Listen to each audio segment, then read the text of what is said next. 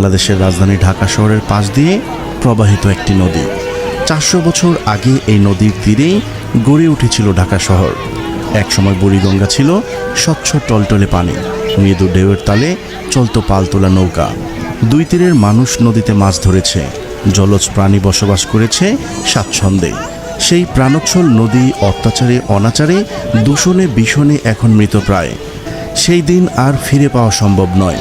তবে বুড়িগঙ্গায় দূষণ কমিয়ে আধুনিক ও দৃষ্টিনন্দন করে গড়ে তুলতে পারলে টেমস নদী দেখার জন্য আর লন্ডন যেতে হবে না। বুড়িগঙ্গায় গেলেই তার সৌন্দর্য উপভোগ করা যাবে। আজকের ভিডিওতে জানাবো বুড়িগঙ্গা নিয়ে যে মাস্টার প্ল্যান গ্রহণ করা হয়েছে তার বিস্তারিত। বুড়িগঙ্গাকে রক্ষা ও দৃষ্টিনন্দন করতে সিঙ্গাপুর নদীর আদলে সাজাতে মাস্টার প্ল্যান গ্রহণ করেছে ঢাকা দক্ষিণ সিটি কর্পোরেশন। এর মাধ্যমে ঢাকার দ্বিতীয় হাতিরঝিল গড়ে তোলা হবে বুড়িগঙ্গার পাড়ে। প্রকল্পের সম্ভাব্য ব্যয় ধরা হয়েছে প্রায় 2000 কোটি টাকা।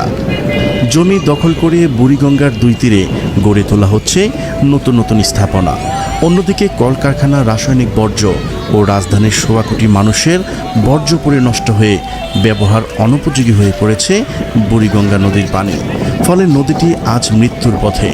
এই অবস্থা থেকে বুড়িগঙ্গাকে আধুনিক ও দৃষ্টিনন্দন করে গড়ে তুলতে Dhaka integrated urban development and smart city management নামে একটি পরিকল্পনা হাতে নেওয়া হয়েছে।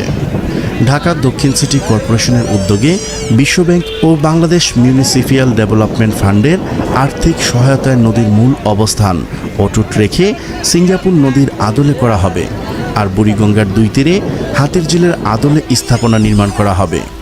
কি থাকছে এই প্রকল্পে? এই প্রকল্পের আওতায় নদীর স্বাভাবিক গতিপ্রবাহ ফিরিয়ে আনা হবে, নান্দনিক সৌন্দর্য বৃদ্ধি করা হবে। অবকাশ যাপনের জন্য নদীর তীরে বিলাসবহুল রিসোর্ট, দুপার ঘেঁষে থাকবে দর্শনার্থীদের জন্য বসার ছোট ছোট টেবিল, বিশেষ ধরনের সিরামিকের তৈরি ওয়াকওয়ে। সব বয়স ও শ্রেণীর মানুষের জন্য থাকবে বিনোদন পার্ক, বসার স্থান, নদীঘাট, পর্যটকদের জন্য প্রমোদতরী, ভাসমান বিনোদন কেন্দ্র ও রেস্তোরাঁও থাকবে। নদীর দুই পাশের প্রশস্ত সড়কে থাকবে উন্নত বাস সার্ভিস, থাকবে 3 বা 5 তারকা মানের কয়েকটি রিসোর্টও। প্রকল্প বাস্তবায়নের শুরুতে রাজধানীর 18টি সুয়ারেজ পাইপের পানি ফিল্টারিং করতে প্রাথমিক পর্যায়ে 7 থেকে 8টি পরিশোধন প্লান্ট বসানো হবে। এতে কাঙ্ক্ষিত ফল পাওয়া গেলে সব সুয়ারেজ পয়েন্টে পরিশোধন প্লান্ট বসাবে কর্তৃপক্ষ।